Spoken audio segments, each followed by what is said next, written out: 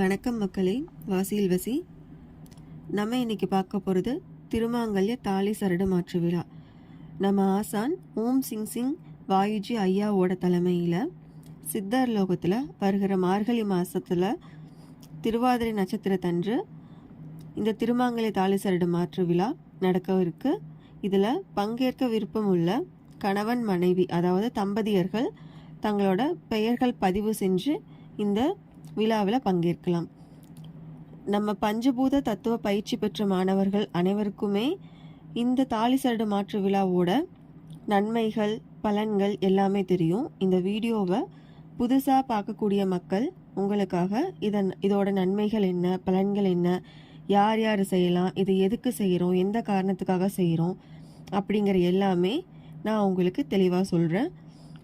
நம்ம ஐயா ஓம் சிங் வாயுஜி அவர்கள் இந்த திருவாதிரை நட்சத்திரத்தன்று பஞ்சபூத தத்துவம், பஞ்சபட்சி, வாசியோகம், சரக்கலை ஆகிய சாஸ்திரங்கள் அடிப்படையில் மக்கள் அனைவருக்கும் திருமாங்கல்ய தாலி சரடு மாற்று விழா நடத்துகிறாங்க.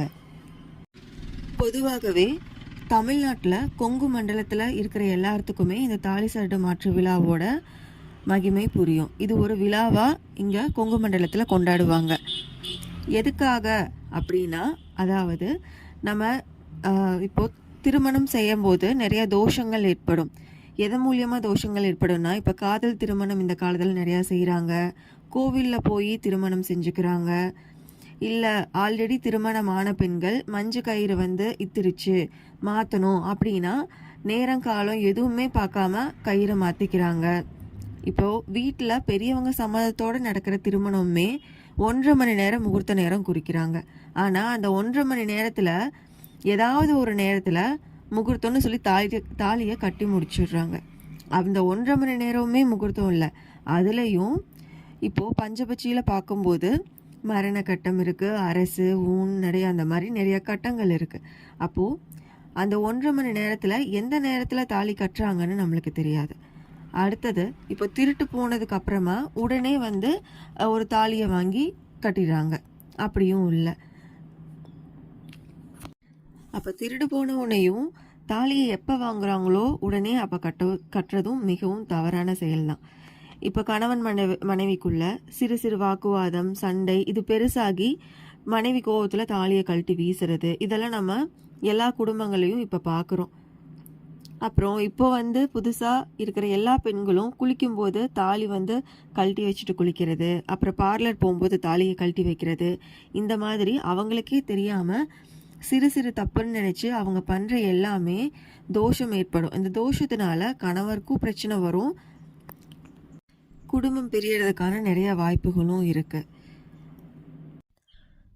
அடுத்து தாலி கட்டும்போது கலைகளை மாற்றி தாலி கட்டுறதுனால ஏற்படுற தோஷங்கள், இது எல்லாத்துக்குமே நம்ம அந்த தோஷங்களை சரி பண்ணுறதுக்காக பண்ணலாம்.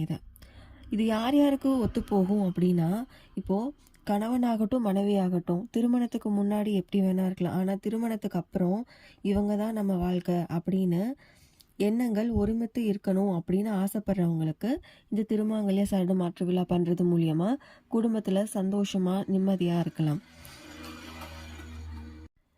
இல்லை எங்களுக்கு சேர்ந்து வாழணும் ஆசை இருக்குது, ஆனால் இந்த மாதிரி ஏதாவது பண்ணும்போது தாலி கட்டும்போது ஏற்படுற தோஷங்கள்னால இத்தனை பிரச்சனைகள் வருது அப்படின்னா அவங்க எல்லாத்துக்குமே இது ஒரு வரப்பிரசாதம், அதாவது ஒரு செகண்ட் சான்ஸ் மாதிரி அவங்க எல்லாத்துக்குமே நம்ம இந்த திருமாங்கல்ய சரடு மாற்று விழா ஒரு வாய்ப்பாக அமையும்.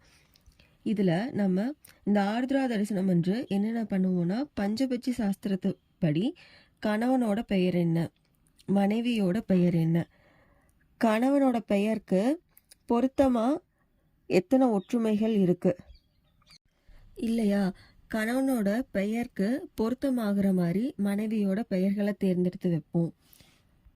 அதாவது ஆண் அப்படிங்கிறவனுக்கு தாலி கட்டுற நேரத்தில் அரசு கட்டம் ஓடணும், பெண் அப்படிங்கிறவங்களுக்கு ஊன் கட்டம் ஓடணும். அதாவது பெண் கணவனுக்கு கீழ்ப்படுகிற மாதிரி பெயர்களில் இருந்தால் தான் கணவன் மனைவியோட அந்த இல்லறம் ஒருமித்து போகும்.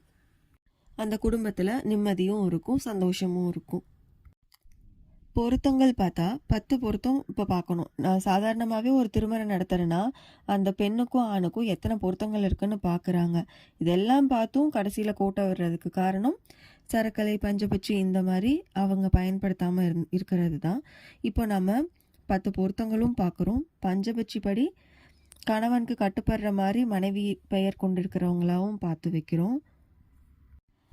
சரக்கலையோட அடிப்படையில் கணவனுக்கு என்ன கலை ஓடணும், மனைவிக்கு என்ன கலை ஓடணும், அதாவது தாலி கட்ட போகிற ஆண் எந்த கலையில் இருந்து தாலி கட்டணும், எந்த திசை பார்த்து தாலி கட்டணும், பெண் எந்த கலையில் இருக்கணும், எந்த திசை பார்த்து தாலி கட்டணும் அப்படிங்கிற சாஸ்திரங்களும் இருக்குது. அதையும் நம்ம பார்க்கணும். இப்போ உதாரணமாக பெண்ணுக்கும் ஆணுக்கும் சந்திரக்கலை இருக்கும்போது தாலி கட்டுறாங்க நேருக்கு நேர் முன்னாடி இருந்து அப்படின்னா அந்த உறவு நீடிக்கும், அதாவது சண்டை சச்சரவுகள் கம்மியாக இருக்கும்.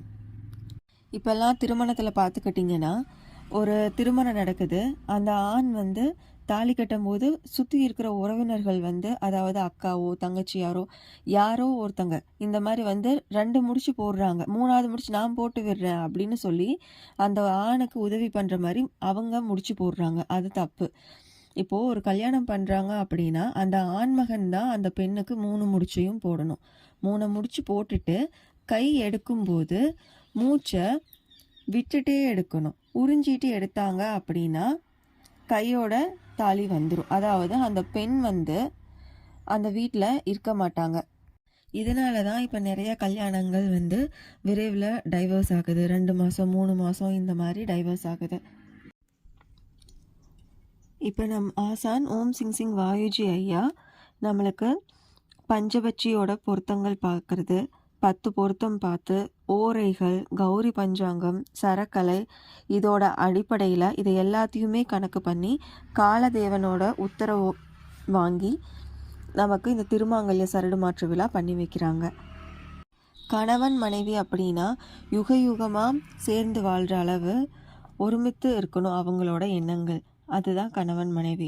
இப்போ இருக்கிற மாதிரி சில திருமண தோஷங்கள்னால அவங்க வந்து பிரிஞ்சு போகிறது சரியில்லை. இதுக்கு உதாரணமாக நம்ம காகபுஜண்ட முனிவர் எடுத்துக்கலாம். அவங்க வந்து அவங்களோட மனைவியை 60 கலியுக காலமாக அவங்க கூடயே வச்சுருக்காங்க. அப்போது அவங்களோட அன்பு எவ்வளோ பெருசாக இருக்குது, அவங்களோட மனம் ஒருமித்து இருக்கிறது எவ்வளோ இருக்குன்னு பார்த்துக்கோங்க.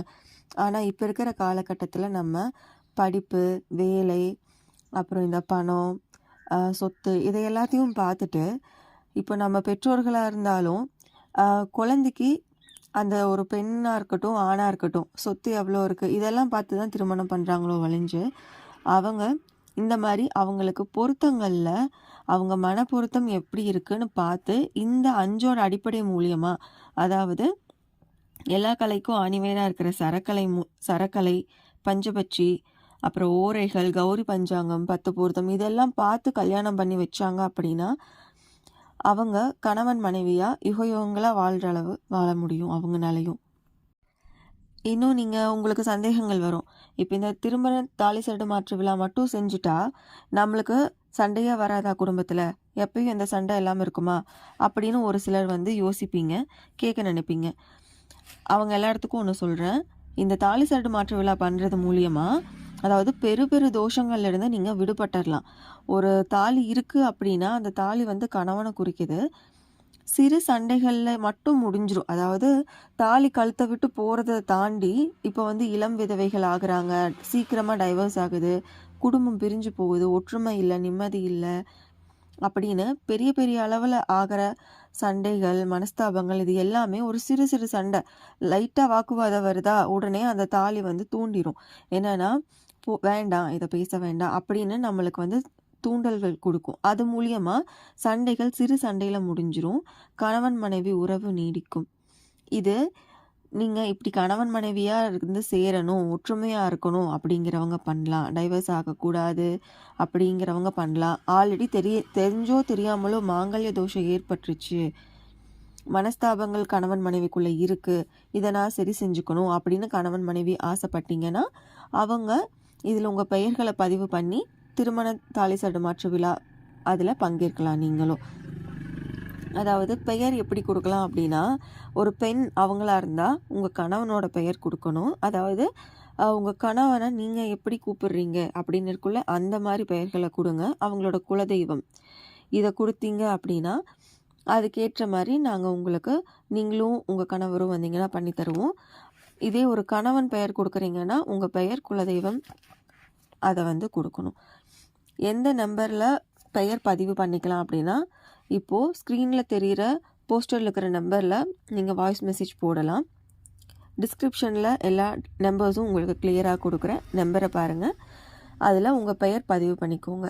பெயர் பதிவு பண்ணுறதுக்கு கடைசி நாள் ஜனவரி 7ஆம் தேதி, அதாவது ஜனவரி 7, 2025. அதுதான் பெயர் பதிவு பண்ண கடைசி நாள். நன்றி. வாசியில் வசி.